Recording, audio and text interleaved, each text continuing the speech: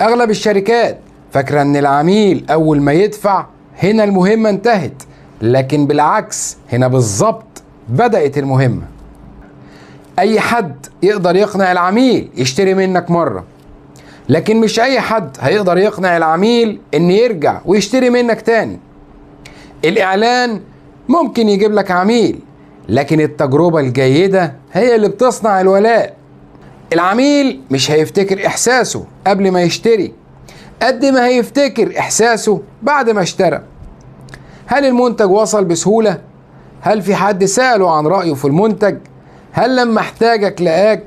هل لما حصل مشكلة لقى خدمة عملاء محترمة؟ هنا العميل بيقرر سواء يكمل معاك أو سواء كانت دي مجرد زيارة بالنسبة له وانتهت. نصيحتي ليك في التسويق الذكي، البيع الحقيقي بيبدأ بعد الفاتورة مش قبلها. أنا دكتور شريف العزب، وافتكر فكرة واحدة صح ممكن تغير حياتك.